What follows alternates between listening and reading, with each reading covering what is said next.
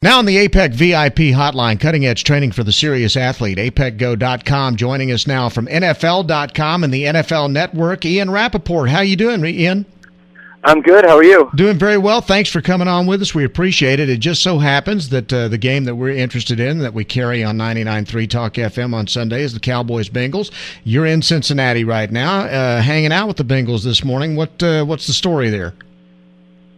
Well, a lot of talk of the Cowboys, as you can imagine, and a lot of talk about basically where this Bengals team is going. There's a lot of young talent, a lot of talent. Period. They've won 4 in a row, and they probably got one of the nastiest defenses, especially up front, that you'll see.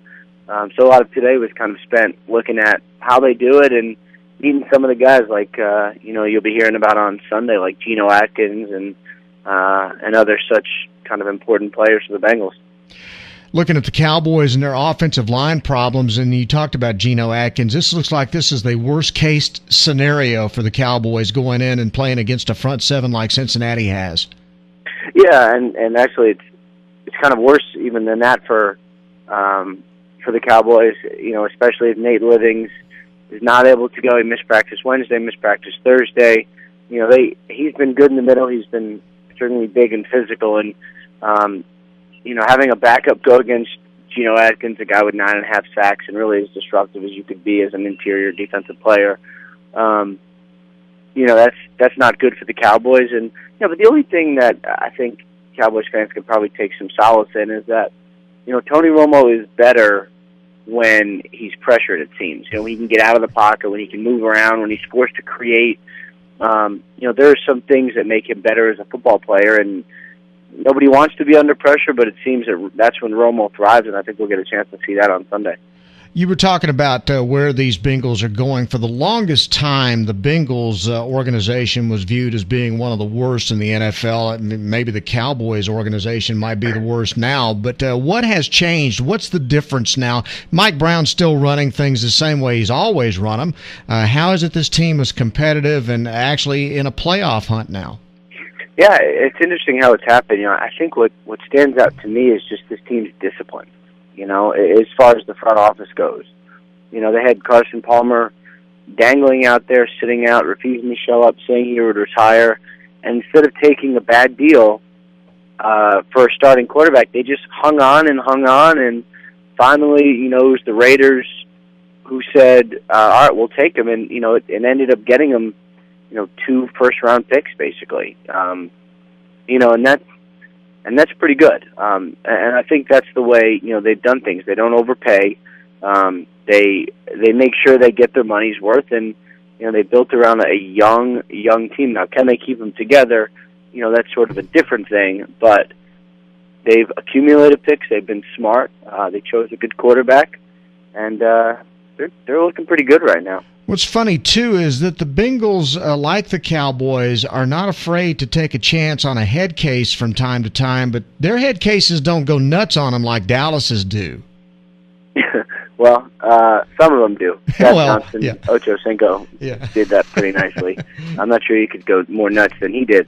But, it's funny, I talked to Adam Jones, who I think Cowboys fans, of course, know as Pac-Man. I talked to him for a while today, and he said he's in a better place, really, than he's ever been, and that that really stands out to me because he said of all he's been through, obviously in Dallas, and there were several bad situations there, but his main point was that he couldn't be where he is today, especially playing at the high level he is without going through what he went through in Dallas, and he arrives here and. Marvin Lewis sort of takes him under his wing, and he's playing his best football. And I think the same could be said for Vontaze Burfict, a rookie who is, a combine disaster. The kind of guy who, really could have been done with football. He comes to Cincinnati, meets Marvin Lewis, and all of a sudden he's one of the better players now. It's just amazing. Terrence Newman's got a little motivation this weekend as well. Yeah, and he's, of course, he's been a big topic this week, and I was talking to some of the Cowboys, guys like Romo and Witten who remember him well, and they faced him in practice, and I think they're pretty excited about it too. Someone said to Romo yesterday during his interview, he said, "Well, you've obviously had a lot of fun over the years going after Terrence Newman in practice." And he said, "I wouldn't really call it fun." No. No, but I think he's pretty excited about it. Newman. I think is pretty excited about facing his old team, even if he didn't really want to talk about it too much today. What do you see as being beyond the front lines there? What do you see as being key matchups this weekend? I think if the main thing on each side, we'll start with the Bengals. Is can anybody cover AJ Green? If Brandon Carr is on him one-on-one, if it's Morris Claiborne, if they just go, you know what, rookie, go get him. I think how much, whether they let AJ Green get off and create deep. I think that will probably dictate a lot for how this game goes for the Bengals. And then the other side, if Romo can sort of get loose, if he can get outside the pocket and force these Bengals corners to really cover for a long period of time, then I think he can start taking advantage of those deep plays from Des Bryant. And then I think this Cowboys offense, which really is clicking over the last couple games like we hadn't seen, I think this Cowboys offense will be in a good position. Now, skeptics would say, well, they clicked last week because they were playing the Eagles. What's your feeling on that? Well, they were playing the Eagles, and so there's no argument there. I think having DeMarco Murray back made them look different to me.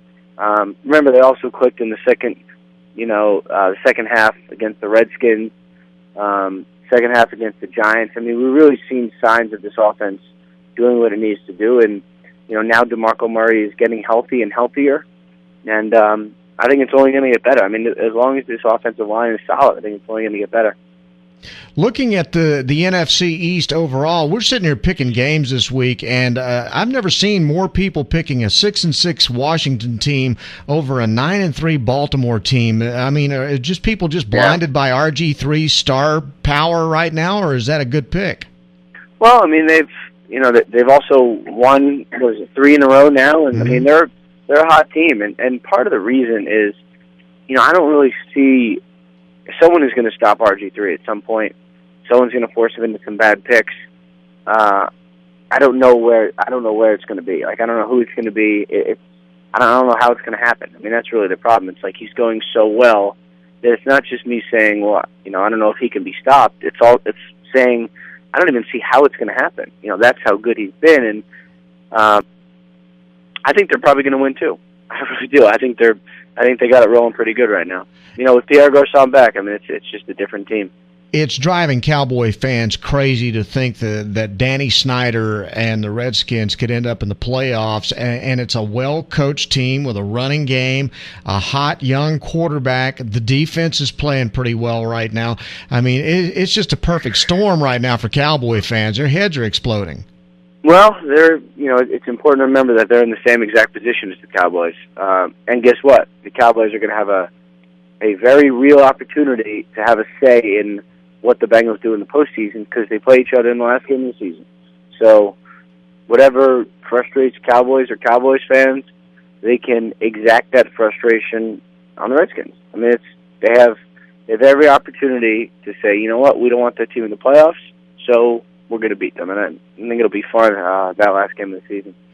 Ian Rapoport from NFL.com and the NFL Network. What about the Giants? What do you make of this football team right now? It's another tough one because I think there was a point in the season, actually there's been 2 points in the season, where we've said this is one of the best teams in the NFL, and then they've sort of dipped, and I think it has to do with Eli's performance.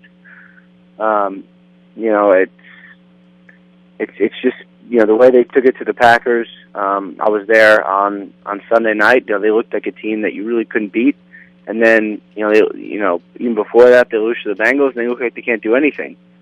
So I don't know. I mean, I think there's still really I really don't know honestly about the Giants. They haven't been getting pressure like they need to. Eli hasn't been playing. The fact that the Redskins took it to them for the world to watch. I don't know. I mean, I think the NFC East right now is in a position where anybody could win. I mean, for a while we thought it was going to be the Giants, but I'm not so sure anymore. Gut feeling, then, who do you think wins the NFC East? I wish I could make a guess.